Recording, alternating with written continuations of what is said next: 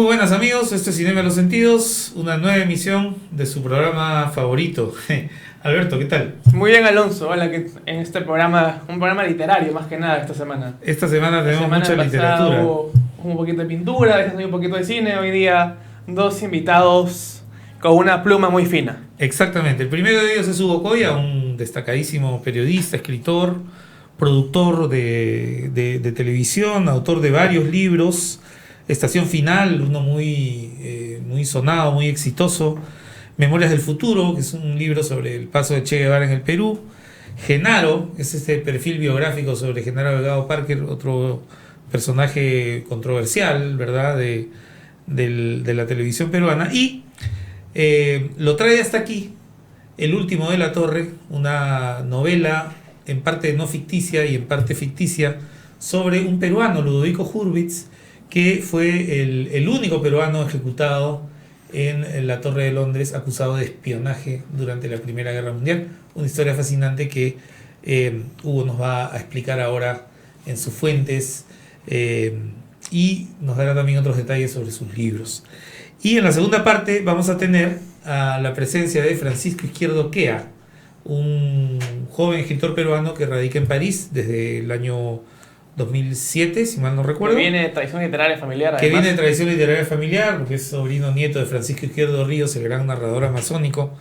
Él ha venido a Lima a presentar No hay más ciudad, una novela en la que él recuerda sus tiempos en San Marcos, ¿no es cierto? Sus tiempos, los tiempos en que tuvo lugar su formación literaria, de manera que resulta una novela no autobiográfica, pero sí bastante personal. Que vamos con las entrevistas. Vamos con Hugo Coya primero y luego con Francisco Izquierdo. Bien amigos, como anunciamos al inicio, estamos aquí con Hugo Coya para hablar, entre otras cosas, de su más reciente libro, El último en la Torre, la historia de un espía peruano ejecutado en la Torre de Londres. El único peruano que goza de ese privilegio, bueno, un poco dudoso en realidad, ¿no?, de haber sido ahorcado, pues, ejecutado en un lugar tan emblemático de una ciudad también tan emblemática, hay que decirlo, ¿no? Bienvenido a Cinema de los Sentidos. Muchas gracias, encantado de estar con ustedes y un afectuoso saludo para el público que nos vea a través de las redes. Muchas gracias. Revisando un poco tus libros, la constante es contar las vidas de otros, ¿no? Está Genaro, está el Che, de alguna manera. Están los personajes de Estación Final, que de alguna manera dialogan con este Hurwitz, ¿no? Y los secretos de Elvira, ¿no? Hay esta insistencia, digamos, en contar vidas de otros. Uh-huh. Eso obviamente es algo consciente, ¿no? Sí, definitivamente mi vida no es tan atractiva ni tan interesante. No, por eso, por favor, tomen como que estoy cuestionando a aquellos que deciden convertir su vida en una novela o consideran que su vida merece ser una novela, ¿no? Porque es muy importante, claro. Bueno. O sea, en mi caso, yo creo que si algo quiero que se destaque de mi obra, de mi trabajo, es el hecho de que mostrar la presencia de los peruanos en determinados hechos de la historia universal, ¿no? Porque lamentablemente la historia, y ustedes lo saben, la historia ha sido bastante mezquina a la historia universal con relación a los peruanos. Siempre tenemos ese sentimiento o esa enseñanza de que en realidad los peruanos somos como estamos en el patio o en los extramuros, ¿no? Detrás de y todos los grandes acontecimientos ocurren afuera, todas las cosas pasan afuera, y no es así. O sea, hubo peruanos en hechos universales que participaron y a eso me he dedicado, quizás por mi propia, ¿cómo decirlo? Inclinación, diría yo, hacia la historia. O sea, desde muy pequeño me fascinaba la historia. Yo si no hubiera sido periodista o productor de televisión o profesor universitario, sería historiador. Entonces, de alguna manera, suplo, digamos, esta falencia, tratando de escribir o de acercarme a la historia. Por supuesto, con todas las atingencias y el respeto que merece un historiador. Tengo el mayor respeto por ellos, por su trabajo denodado durante años dedicados a eso, y hago las salvedades del caso, ¿no? Yo, lógicamente, como periodista, no es la misma aproximación, ni el mismo punto de vista, ni el mismo tratamiento que voy a tener que un historiador que trabaja años en un solo hecho para revelarlo, ¿no? Pero sí hay, creo, algo análogo, ¿no? Es que en el sentido de que hay un método y hay una investigación que, bueno, se puede prolongar por mucho tiempo, puede durar quizá menos, pero son detalles que de alguna manera hermanan al periodista y al historiador. Y estos personajes, digamos, están todos metidos en historias llenas de conflictos, además. Son historias muy dramáticas, y en el marco de dos guerras, además, ¿no? Que eso también le da un ingrediente muy interesante a los libros. Y ahí aflora un tema, tanto en Estación Final como en El último en la torre, aparece siempre el fantasma del antisemitismo. Claro, el antisemitismo, el racismo, los prejuicios, el clasismo, que son, a mi modo de ver, los principales impulsores de muchos de los conflictos mundiales, pero que además los vivimos nosotros día a día como sociedad peruana. O sea, la discriminación, el racismo, el clasismo permanecen, ¿no? Nosotros no estamos en una guerra abierta, declarada, salvo que consideremos a la política como una guerra permanente y constante, como la que estamos viviendo ahora, pero en general son de taras que nosotros arrastramos desde mucho antes de la independencia y que de alguna manera yo quiero que el lector reflexione constantemente sobre ellas y de alguna manera contribuir a que se erradiquen, ¿no? A que se discutan, a que no se escondan debajo de la mesa, ¿no? Lo estamos viendo ahora y haciendo, digamos, la analogía que puede sonar un poco traída de los cabellos, lo que está pasando con Ucrania y la invasión rusa, donde algunos periodistas, por ejemplo, tienen frases que llaman la atención diciendo son tan europeos como nosotros, son blancos. ¿No? Entonces, esta guerra debería importarnos más que las otras guerras ¿no? Y eso es terrible. O sea, las guerras siempre hay que identificarnos con las víctimas, sean cuales sean, sea el color de piel que tengan, la creencia que tengan, si son invadidos, si son perseguidos. Siempre debemos nosotros identificar y reflexionar sobre ello, ¿no? Claro. ¿Qué paralelismo puedes encontrar exactamente con estos momentos, ¿no?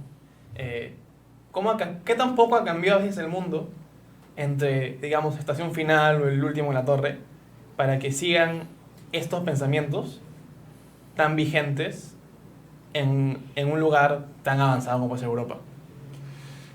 Yo creo que en realidad, mira, el hecho de haber nacido en una sociedad, digamos, si la llamamos más desarrollada, Europa tiene económicamente mucho más desarrollo, no significa necesariamente que sea la eliminación del racismo o la discriminación o el menosprecio hacia el diferente. Son como latentes, ¿no? Están ahí escondidos y en algún momento afloran, ¿no? Afloran. Ahora están aflorando, afloran con estos movimientos neonazis, ¿no? O nazis propiamente que existen en diferentes países de Europa, ¿no? Desde la Francia tan civilizada y tan culta. Vox, Salvini. Claro, o sea, Hungría, o sea, hay tantos lugares donde definitivamente, en Estados Unidos, por supuesto, y acá en nuestro país hay gente realmente que es abiertamente simpatizaría y estaría buscando por ahí un dictador de derecha, por ahí alguien dice eso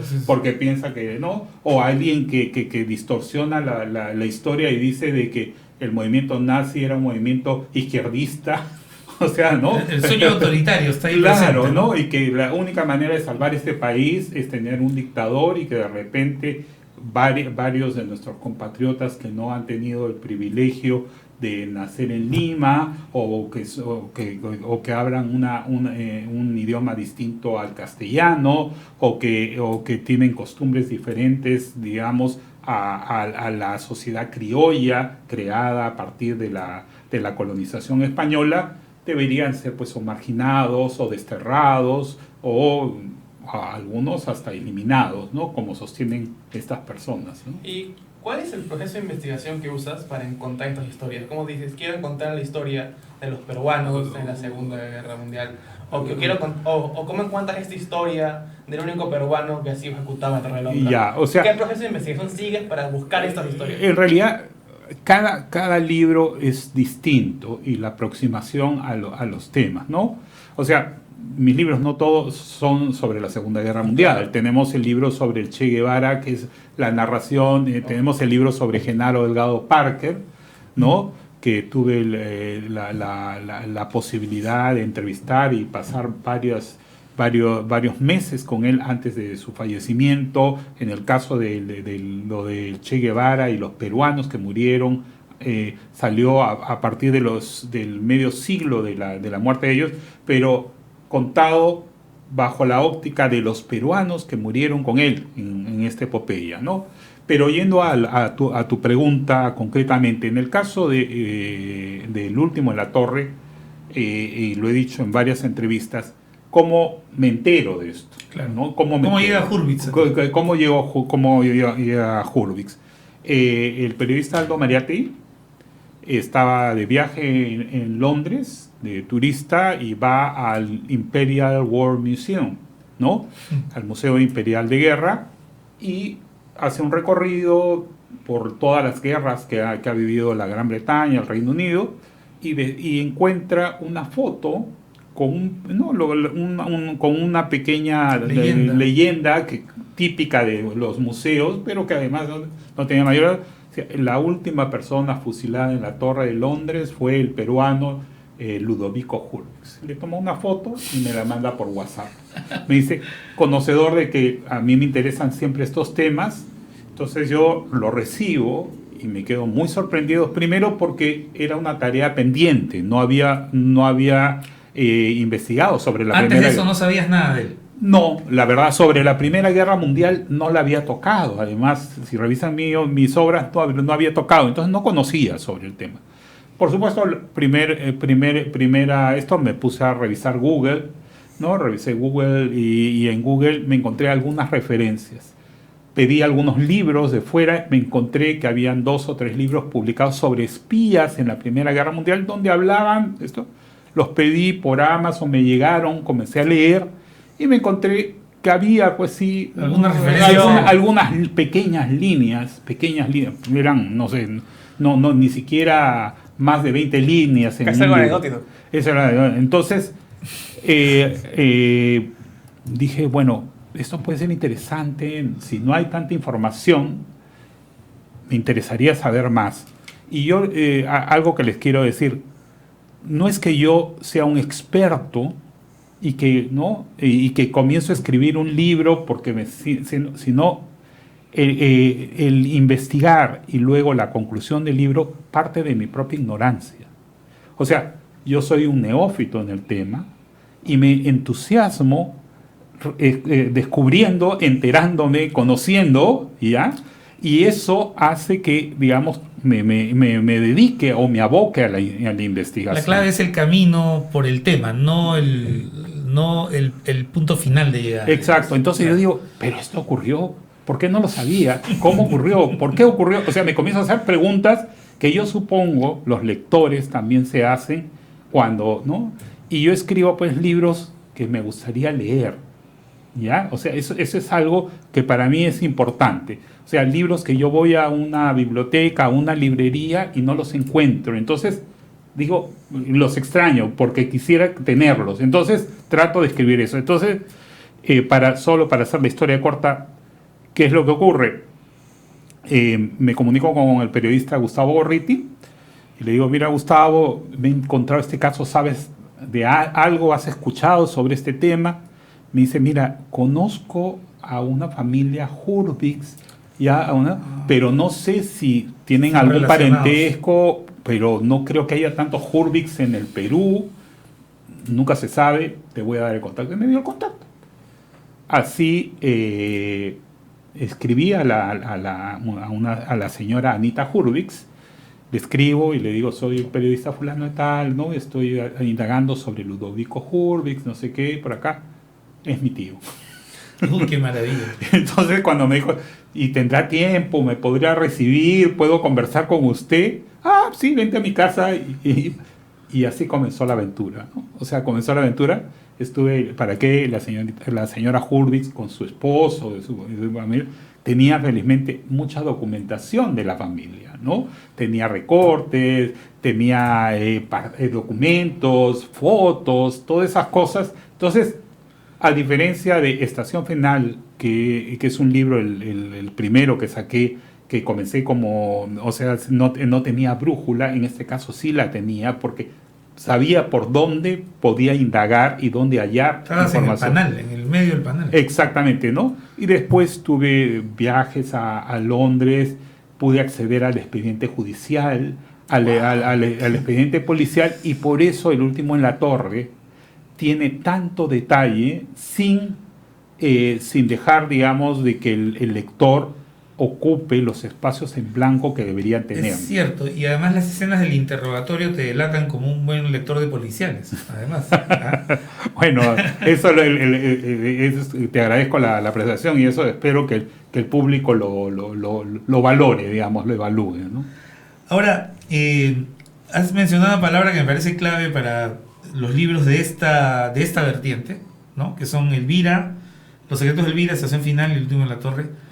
La aventura, ¿no? O sea, tú al escribir esos libros obviamente estás embarcado en una aventura, podemos decir de cierta forma, porque hay momentos que uno no maneja y que de repente aparecen datos, ¿no? O sea, hay mucha sorpresa en ese camino, ¿no? Y la vida de estas personas también es un poco, son migrantes, gente que se ha desplazado por muchos lugares, que ha vivido un poco a salto de mata aquí y allá. Entonces, de alguna manera hay una correlación entre la escritura y lo que esa escritura está contando, ¿no? Sí, no, definitivamente, ¿no? O sea, y yo trato en lo posible de que la historia, como yo la voy conociendo y como me va sorprendiendo, sorprenda también al lector. Claro. O sea, que tenga el mismo placer que yo tuve en su momento de ir descubriendo cosas, ¿no? Elementos que no conocía o que de repente los conocía muy poco, y que es una oportunidad sin ánimo tampoco de convertirme pues en el educador que está no instruyendo, no, yo en ese sentido soy un lector muy ávido, leo muchísimo, o sea, cada vez que tengo tiempo me hace encontrar leyendo algo, ¿no? ¿Ya? Y entonces me irrita muchas veces los libros, no por el volumen, sino que esos autores que subestiman al lector. O sea, esos que te quieren, que piensan que el lector no es capaz de ocupar esos espacios en blanco. Entonces te comienzan a explicar todo. Claro, No te dejan nada para que tú lo imagines, para que tú pienses, te traslades al hecho. Al final pierden sutileza, pues, por explicar tanto, ¿no? Claro, entonces te cuenta todo, absolutamente todo. Entonces digo, bueno, déjame pensar.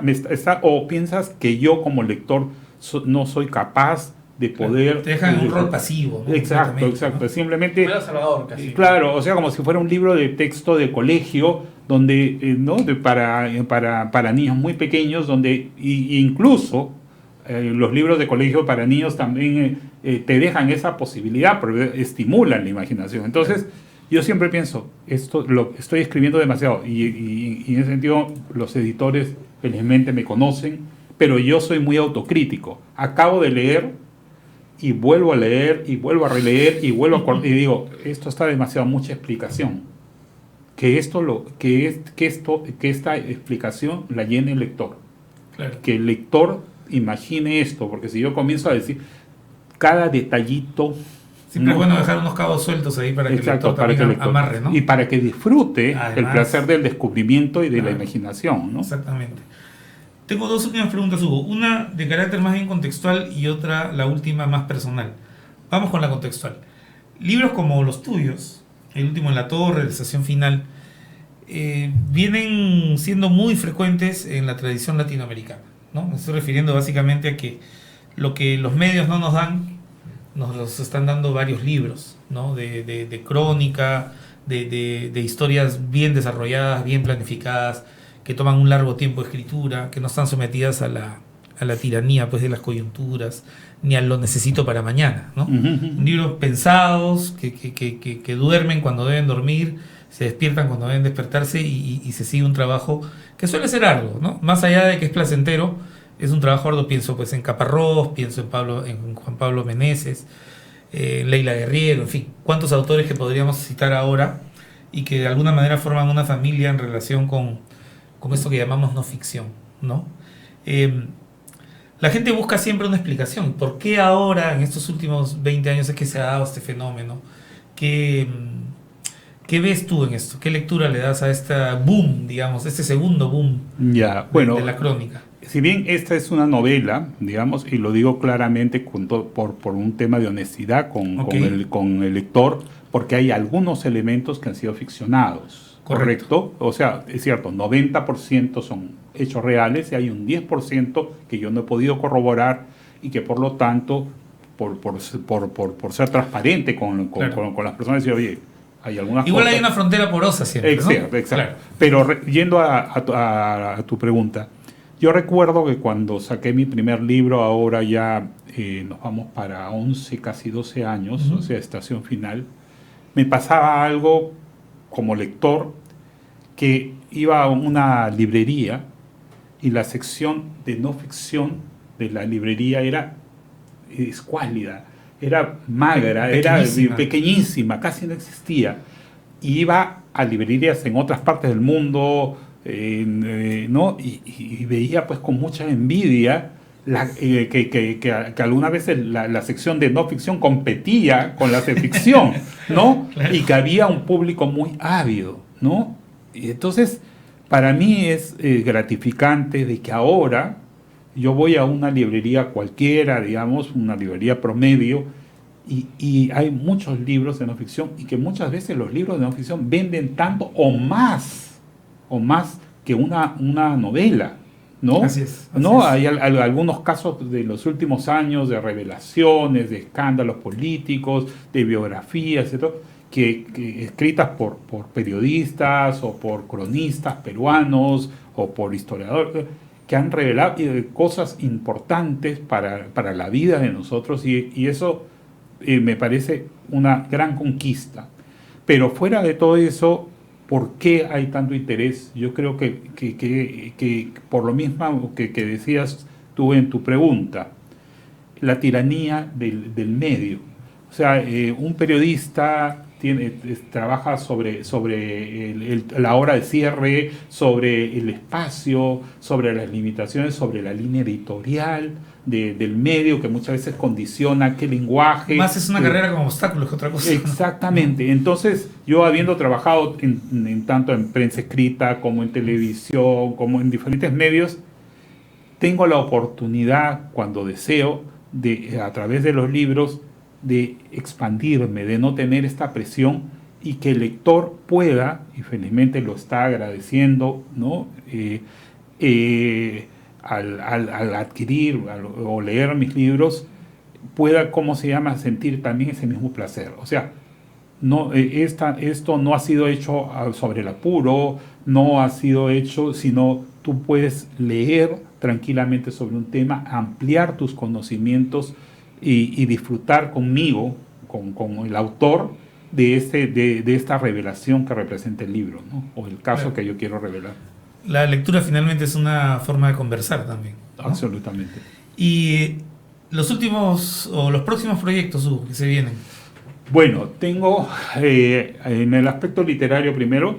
Aspecto literario, tengo la otra novela que ha quedado mención honrosa de los premios Copé, ¿no? Que se llama Magdalena, que en realidad cronológicamente fue escrita antes de esta. Ya. Y los premios Copé ponían como condición de que fuera inédita, ¿no? Y se presentaron antes, ¿no? O sea, claro. esta fue está sin publicar todavía. Le estoy dando los últimos toques. He recibido algunas propuestas de publicación, ¿no? Tengo eso como pendiente. Tengo otra novela que ha sido escrita y que está muy emparentada con El último en la torre. Está muy emparentada con El último en la torre, porque es la historia no de Ludovico, sino de su hermano Jacobo. y su historia en realidad está muy emparentada con la historia del Partido Aprista, el Partido Comunista, en la época de los años 20, 30 y 40 del Perú. Pero además la historia de Jacobo es apasionante porque vincula a México. Jacobo Hurwitz, para quienes no saben, fue íntimo amigo de Sandino, ¿no? Fue amigo de Farabundo Martí, estuvo en alguno de los, era amigo de Diego Rivera y de Frida Kahlo. Estaba en la olla, digamos. Exactamente, fue amigo de Velasco Alvarado. O sea, tiene un perfil realmente, o sea, su vida es literalmente fascinante, es una novela en sí, ¿no? Entonces, ese libro va a salir en México, porque ya lo pidieron en México, porque él vivió muchos años en México y estuvo muy relacionado con una serie de eventos importantes en la historia de México, ¿no? El hilo conductor, no quiero hacer el spoiler para que la editorial no me mate, pero el hilo conductor es que él cae preso en México, lo mandan preso en México a un lugar que se llama Islas Marías, que es como el Frontón acá, en la prisión del Frontón, y su compañero de celda es alguien que después se convierte en un escritor muy importante para México. Era en ese momento José Revueltas, que es el escritor que inspiró, que fue el líder de la protesta estudiantil de Tlatelolco, que provoca la matanza de Tlatelolco. Entonces, es la historia no contada hasta ahora de esta relación donde Hurwitz es como una especie de mentor, de guía, ¿no? Inspirador del pensamiento de Revueltas, porque es su compañero de celda y él era muy joven, entonces, y Hurwitz le llevaba más de 10 años, entonces, y era una persona que había recorrido el mundo, mientras que el otro era un jovenzuelo que estaba bosquejando, y que escribió además un libro muy importante para la literatura mexicana que se llama Los Muros del Agua, ¿no? Que es su historia del confinamiento en este lugar, ¿no? Entonces, ya lo acabé, ya lo tienen en México, se iba a presentar en el 2020 en la Feria del Libro de Guadalajara. No en la feria, la controversial feria donde Perú era invitado, sino la anterior, pero vino la pandemia, se suspendió y no se ha publicado, está para publicar allá. Eso es el aspecto literario. En el aspecto audiovisual tengo 2 proyectos que están relativamente avanzados. Uno es un proyecto de una película que estamos trabajando, que es la historia del romance entre Pedro Zulem y Dora Mayer, ¿no? Basada, digamos, con algunos elementos tomados del libro de Dora de José Adolf, claro. ¿Ya? Y la otra cosa es un proyecto de una serie, la adaptación del libro de María Rostorowski, Francisca, la historia de Francisca Pizarro, ¿no? Que va a ser una coproducción hispana-peruana, ¿no? Bueno, o sea que tenemos 4 pretextos para invitarte de nuevo por acá. Muy bien. Bueno, pero eso todavía estamos hablando hacia futuro. Esos son, muy bien. Me he adelantado todavía, no necesariamente van a salir este año todos, hay algunas cosas que están en cartera, ¿no? Nos da motivo para seguir al aire, entonces. Por supuesto. Muchísimas gracias, Hugo, mucha suerte con todos esos proyectos. Y usted, amigo lector, corra, es el último en la torre, no vaya a ser usted el último en la librería, así que consiga su copia rápido. Ustedes no se vayan, por favor, que volvemos con una conversación con el joven novelista peruano Francisco Izquierdo, sanmarquino, radicado en París y que ha venido a Lima a presentar su novela, que la tengo aquí, titulada No hay más ciudad. Francisco Izquierdo queda en unos minutos con nosotros.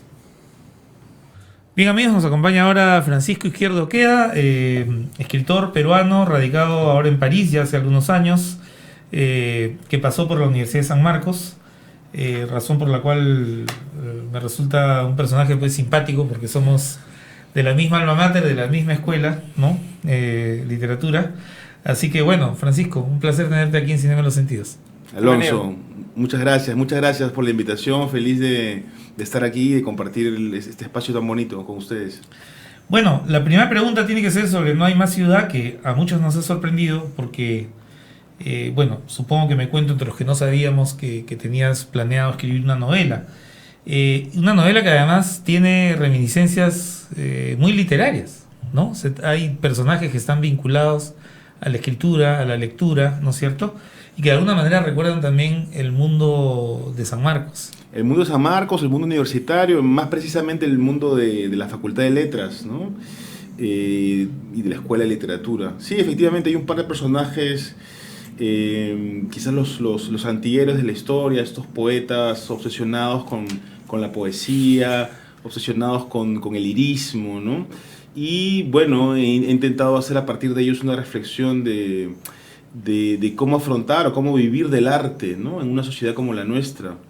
Estos poetas, estos personajes me han servido como argumento para justamente hacer una especie de reflexión en torno a elementos metaliterarios, autores, a lecturas, que si bien fueron parte de mi generación, yo creo que fueron parte de muchas generaciones Claro. de Y estudiantes.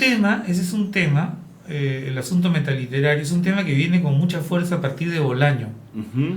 Pero no es un tema nuevo, porque en Art está, en El Juguete Rabioso, o en Los Supuesto. Siete Locos, que son estos grupos de artistas que están intentando cambiar algo. No saben Hacer muy bien algo. qué, pero quieren hacer una transformación. El Club de la ¿no? Serpiente, Cortázar El también. Club de la Serpiente ¿no? Cortázar, exacto. Exacto, el Club de la Serpiente Cortázar, Bolaño. En Perú hay un trabajo interesante que hizo Iván Tais también, ¿no? Hay que reconocerlo, Exacto. me parece. Sí, ¿no? sí, creo que sí. Un Sí, trabajo sí. interesante que fue continuado después por Luis Hernán Castañeda también. Que tiene En cierta forma, por supuesto. Por supuesto, Claro. ¿no? Sí, claro, ¿no? Yo creo que yo he leído mucho Bolaño, no creo que, bueno, conscientemente no me considero alguien influenciado por él, pero probablemente y conscientemente sí, ¿no? Lo admiro mucho, lo aprecio mucho y creo que ha sido además una especie de ajuste de cuentas conmigo mismo, ¿no?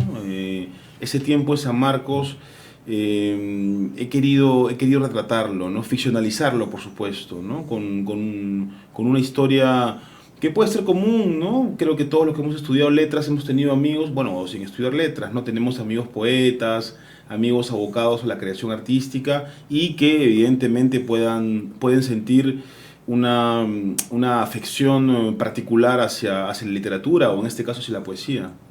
Claro. Ahora, el paso por San Marcos deja cosas en uno. Sí, claro. En tu caso, ¿qué dejó el paso por San Marcos? En mi caso, ¿qué dejó? En mi caso dejó, bueno, en primer lugar recuerdos, ¿no? Y en segundo lugar amigos, muchos amigos, ¿no?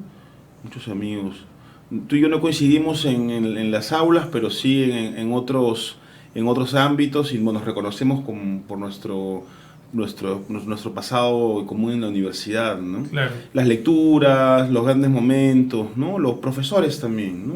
Pues sí, eso ha sido muy importante y creo que hay unas marcas vitales también, ¿no? Sí. En relación con la misma lectura, con la propia escritura, con el hecho de ver en la literatura algo vivo, ¿no? Algo Exacto. que actúa, ¿no? En el mundo social, ¿no es cierto? Exactamente, ¿no? Y eso uno lo puede percibir a partir de una clase, por ejemplo, de una charla en el café, incluso de profesores, ¿no? Yo tengo un recuerdo muy simpático del profesor Camilo Fernández y en su curso de poesía hispanoamericana, y él dividía el trabajo de Carlos Germán Belli en dos, ¿no? Y lo decía así, Carlos Germán Belli 1 y Carlos Germán Belli 2, ¿no? Ajá.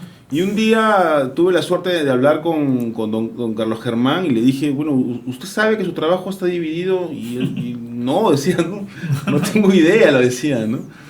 Entonces, hay bueno, no mil formas, hay varias formas, ¿no? de acercarnos, de aproximarnos a una obra, a un autor, y a través de esta obra, de este autor, a la vida en sí, ¿no? Claro. ¿Qué tanto Claro. crees que ha impactado San Marcos en tu obra? Yo creo que mucho, ¿no? Yo creo que bastante, ¿no? Si bien de los 5 personajes más o menos principales del libro, 3 son de San Marcos, está la impronta ahí establecida, ¿no? No es exactamente toda una novela metaliteraria o literaria, pero sí lo es en gran parte, ¿no? Hay una reflexión que he intentado hacer a partir sobre todo de mi experiencia, ¿no? De mi experiencia como estudiante y también como lector y como amigo, por supuesto. Claro. Se siente ahí como un vitalismo en la novela y también cierto ánimo experimental, porque me da la impresión que el molde realista convencional no te interesa mucho. Las primeras páginas de la novela son narradas por el gato. Exacto, sí. Eso- Son narradas por el gato, ¿no? Ese es un detalle muy interesante, ¿no? Eso me recuerda, de hecho, influencia de narradores como Soseki en la cultura japonesa. Exacto. Y el gato, ¿no? Exactamente. Por ahí va ese interés, Va por allí, gracias por la referencia. Yo soy un gran admirador de la literatura japonesa. Somos dos. Es un gran admirador. Y también por una novela de un escritor colombiano que es Rafael Chaparro Madiedo, que tiene una novela que se llama Opio en las nubes. Es un escritor que tiene creo que solamente 2 libros y que falleció de lupus. Una novela que es de culto, ¿no? Que te presenta una Bogotá con mar, con personajes caramba. bastante soníricos y donde aparece un gato que es Pin Tomate, ¿no? Leí ese libro que se llama Opio en las nubes. Y a mí me quedó siempre esa idea, ¿no es así? Tenía estas referencias y hace, no sé, 12 años decidí escribir un cuento justamente sobre una pareja que tiene un gato, etcétera, ¿no? El cuento quedó archivado, no me pareció de una calidad apropiada como para publicarlo, pero logré rescatar este personaje, ¿no? El personaje del gato, que creo yo tiene una voz muy potente, ¿no? Una voz muy potente y además una mirada muy particular. Claro, eso es cierto. ¿Y cuál fue el disparador de esa novela? O sea, ¿cuándo dices, tengo la historia y quiero contarla? Cuando tomé el gato, lo tomé ese cuento, descarté toda la parte de la pareja, etcétera, y tomé al gato, ¿no? Y además porque quería escribir sobre Chorrillos también, ¿no? Yo viví un tiempo allí, trabajé en Chorrillos un tiempo, como 1 año y medio para el grupo Chasqui, una experiencia Ajá. muy bonita, extraordinaria, ¿no? Y lo caminé mucho. Ya lo había caminado antes, pero con mi padre cuando era chico, y esta vez lo hice solo. Y quería escribir sobre Chorrillos, ¿no? Entonces, y contar la experiencia del gato en el malecón, recorriendo las calles tan bonitas que tiene este distrito. Y fue a partir de él, ¿no? Fue a partir de él, de este gato, que decidí hacer este universo con la pareja, de otorgarle esta mirada particular, humanizarlo un poco más, por supuesto, ¿no? Investigar un poco sobre el comportamiento de este animal, y a partir de allí se disparó, ¿no? Se disparó la historia. Ahora, tú eres nieto de Francisco Izquierdo Ríos. Sobrino nieto. Sobrino nieto de Francisco Sí. Izquierdo Ríos. ¿Cuánto pesa ese legado? ¿O cómo te llevas con él, con el legado? No, absoluto, no me pesa nada, ¿no? No, felizmente nadie me lo puso encima, ¿no? Ya. Nadie me lo puso encima, ¿no? Mis padres siempre me apoyaron en la idea de estudiar literatura con muchísimo entusiasmo, ¿no? Se inquietaban un poco, ¿no? Porque tuve un silencio de 14 años entre un libro y otro, ¿no? Claro. Pero entendían de que, bueno, mi experiencia en un país extranjero, tú también tú has vivido, no es lo mismo que estar aquí, ¿no? Es Exacto. la integración, el establecimiento y luego erigir Tiene su lado algo, ¿no? fascinante, pero tiene también sus propias dificultades. Por ¿no? supuesto. Por Ser supuesto. migrante te da una condición, ¿no? Sí. He pasado momentos duros y fantásticos, ¿no? Y lamentablemente la escritura estaba presente allí, pero en un segundo o tercer plano, ¿no? Ahora, ¿escribes más en París de lo que hubieses escrito en Lima? ¿O? Buena pregunta. Además- He escrito un libro en cada ciudad, he publicado un libro en cada ciudad. Así que 50-50. Estás empatado ahorita, ¿eh? 50-50, sí. Pero creo que vivía, porque aquí trabajaba de periodista, ¿no? Claro. Trabajábamos de Nos conocimos periodista. en el comercio, de Nos hecho. ¿no? conocimos allí y era soltero, tenía una estabilidad, era más joven además, tenía una estabilidad un poco más acorde, ¿no? al momento. Y allá no era una cuestión diferente, ¿no? Tenía que preocuparme por X cosas, ¿no? Por los estudios, por pagar el alquiler, por el trabajo, por situaciones, como tú mencionas, de un migrante, ¿no? Que no las vives aquí, evidentemente, ¿no? Aquí es básicamente ver tu salud y tener un trabajo, ¿no? Claro. Y bueno, París además siempre ha tenido París ya no es la París de los años 40, 50, 60, pero siempre está la idea del escritor en París, del Ujú. escritor migrante en París. ¿Alguna vez cuando has estado ahí, bueno, ahora vives allá de hecho, te imaginaste esa idea? ¿Soñaste con esa idea? Sí, lo tenía en un imaginario, ¿no? Tenía eso en un imaginario, ¿no? En la facultad se sueña siempre con Europa, ¿no? En general, ¿no? de manera bastante nebulosa, si quieres, ¿no? Es como un destino, ¿no? Es como uno ve ahí como un destino, ¿no? Sí, lo tienes allí, ¿no? Europa es fascinante, tienes España, hablas de España, es increíble, o Italia, o Francia, bueno, por ahí un poquito Inglaterra, pero generalmente son esos tres países, ¿no? Italia, Francia y España, ¿no? Y sí tenía, ¿no? Mi padre es pintor, mi hermano es escultor, entonces ellos, toda mi vida he vivido escuchando sobre estos grandes pintores, sobre como tú dices, la figura del escritor, pero más que todo la figura del artista, ¿no? Y estos figura, mitos sobre la bohemia, ¿no? por supuesto, algo muy decimonónico, pero que se arrastra, creo yo, Claro, hasta ahora. claro. Bueno, que sí. Hemingway, pero es una fiesta. Hemingway, más cercano a nosotros, Vargas Llosa. Martín Romaña, el personaje de Alfred de Bryce, tan entrañado. Vallejo, Uy, Vallejo. Vallejo y París son todo un El, mundo, ¿no? el propio Ribeiro, ¿no? Ribeiro, y Claro. Rodolfo Nostroza, que estuvo unos años allí, Exacto. grandes poetas peruanos que han estado allí, Correcto. que se han quedado allí y algunos que han regresado, ¿no? Voy a hacer una Carmala. pregunta que hizo Hueso Húmero hace muchísimos años. Sí, ¿Se entiende mejor el Perú estando lejos de él? sí, yo creo que sí, Sí. porque a la distancia se ven mejor las cosas como los cuadros, ¿no? Ajá. Mm, Interesante analogía con la pintura ahí. sí, ¿No? yo creo que sí, la distancia ayuda mucho y además que la distancia te permite la posibilidad de no implicarte, ¿no? No implicarte. Claro, tomas ahí, hay un Ujú. espacio crítico ahí. Sí. Que, ya, ok. Sí. Ahora, en una votación o en una elección presidencial siempre está eso, ¿no? El voto extranjero, no comprende a la gente que vive aquí, etcétera, ¿no? Ustedes no ven lo que vivimos aquí. Claro. Hay un doble prejuicio, digamos. Sí, ¿no? sí, es verdad eso, ¿no? También hay que entender eso, ¿no? Por Claro, supuesto. claro que por sí. supuesto, ¿no? Ahora, allá en París, justo hablábamos con Alberto de eso y con Hugo, que estuvo por aquí, Hugo Coya. En París hay una comunidad más o menos significativa de escritores peruanos. Sí, claro. Estoy pensando en Grecia, Cáceres, Elqui Burgos, Jorge Nájar, Diego Treyes, Alfredo Pita, Ujú. y por ahí se me escapan algunos nombres. Estaba más seguramente. José Rosas, también estaba allí, creo que se mudó a Barcelona ahora. Rosas Ribeiro, ¿verdad? Sí. Rosas Ribeiro. Patrick Rosas Patrick Ribeiro. también, ya. Ujú. ¿Qué tipo de lazos hay entre ustedes o no hay ningún lazo? Lo hubo, en mi caso al menos, yo lo frecuenté mucho al comienzo, ¿no? En los primeros años, quizás los primeros 6, 7 años.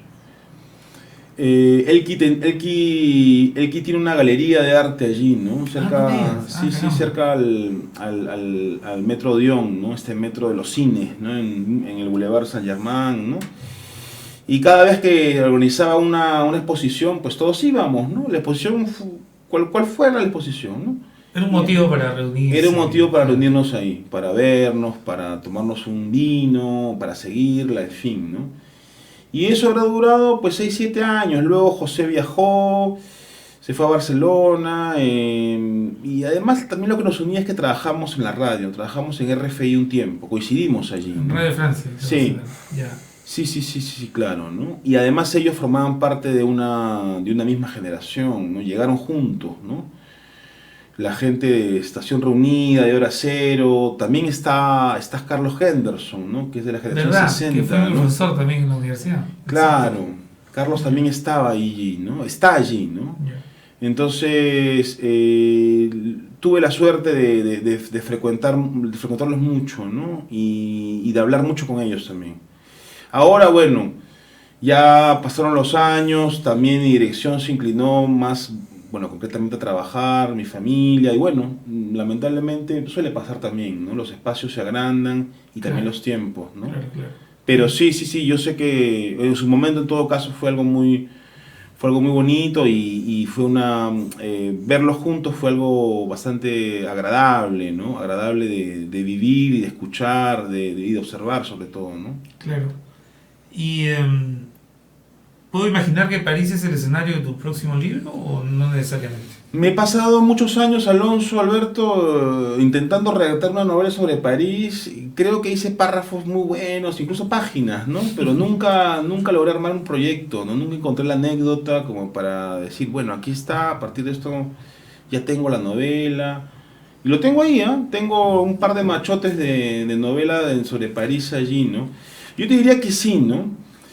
Pero pero Vas no a hacer los- el intento. Sí, claro. Y eso nos va a dar un pretexto para invitarte nuevamente. Ah, por supuesto, Claro. cuando ustedes digan, ¿no? Cuando ustedes digan. Puede ser una policial, ¿no? De repente un manuscrito perdido de Vallejo, en algún lugar de París, qué sé yo. A mí lo policial me encanta, Claro. por la técnica, por el argumento, me encanta. Bueno, y viene de Bolaño eso también. También, un poco, ¿no? también. Detectives salvajes y 2666. Y Grandes libros. en los últimos años también existe una tradición de ciertos autores latinoamericanos como el policial, ¿no? Sí, Autores completamente. como Padura, Padura, por Taibo, ejemplo, ¿no? Ampuero en Chile, el Madura también. el propio Ampuero, que- Roberto Ampuero, ¿no? Claro, sí. Fernando también. Fernando por también, supuesto. acá en Perú, Novela ¿no? negra, ¿no? Claro. una edición que ahí latinoamericana de novela negra también. Hay una gran tradición de novela negra, sobre todo en Cuba, en Chile. En no sé México si- también. En México En también. México, claro. Ensayo de un crimen de Usigli, por ejemplo. Esa era un crimen, sí. Es una maravilla, ¿no? Y, Una maravilla. y mi generación, bueno, un poco también agarró la tuya, estuvimos muy influenciados por el trabajo de Rubén Fonseca, ¿no? También, Claro. también. Este Cuando- realismo que es como un puñetazo, ¿no? En realidad, Sí, muy directo, ¿no? Muy directo, Muy muy, directo. oscuro, ¿no? muy oscuro. Muy oscuro. Ahora, tú, digamos, naces en el 80, que es un punto de inflexión interesante porque el 80 marca de alguna manera el fin del boom, ¿no? Yo siempre he pensado que la última novela del boom es La Guerra del Fin del Mundo. Que con esa novela sí. termina el boom, ¿no? Y En también cierta forma. Vargas Llosa, ¿no? Probablemente. En cierta forma. Pero para un lector que nace en 1980 y que se forma en San Marcos, tengo la sensación, tú me dirás si estoy equivocado o no, de que el boom de repente ya no es tan importante ni pesa tanto como podrían pesar otros autores. Y estoy pensando directamente en Bolaño, obviamente. Exacto, no, fue importante en nuestra formación, ¿no? Ujú. Sí, claro, fue importante nuestra formación, ¿no?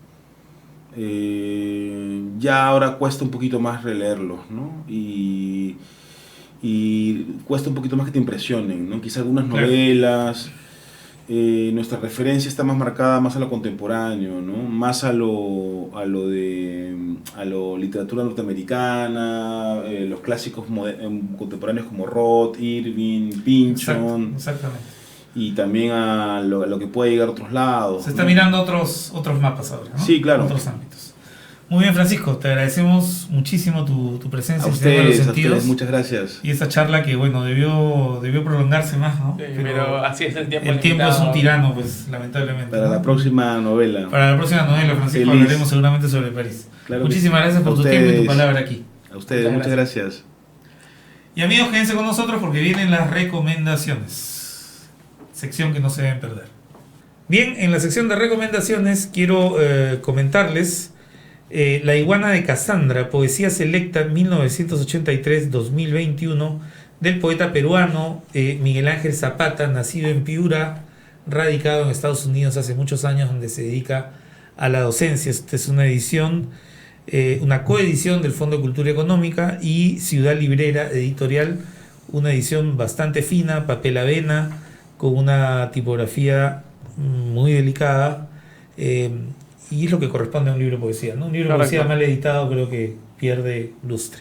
Bueno, de este libro, que reúne de alguna manera una selección, seguramente hecha por el propio poeta, de sus libros, encontré este texto que dice así: suelo escribir de noche. Y la noche apaga todo el vecindario, los perros soñolientos, algunos gatos se asoman por las claraboyas y nadie responde a sus gemidos inútiles. Celán va llegando con una cesta llena de rosas, porque la noche es la noche y me tiende junto a ti sin explicaciones. Por eso escribo de noche con el monólogo 17 para cello de Erland von Koch. Entonces el itis canta con el candil del astro discurriendo por el cielo. Y al amanecer escribo la última sílaba como una promesa para que no muera la poesía. La noche es el jazmín y la madreselva, el agua y el vino que sana. Hay un sol discreto que alumbra cada noche. Nadie lo ve, solo lo conocen los que la viven sin temor entre el fantasma del insomnio. Michó, siempre tarde, llega con las velas en alto para que me una a la noche, mía, suya, hermosa mía, hermana soberana. Suelo escribir bajo la luz tenue que alumbra lo necesario, la inexactitud del papel borroso, el aire desvelado que me llama para vivir. Y La iguana de Cassandra, Miguel Ángel Zapata. Y en el mundo del cine, de verdad, es una semana muy corta a nivel de estrenos. Solo se ha estrenado The Batman.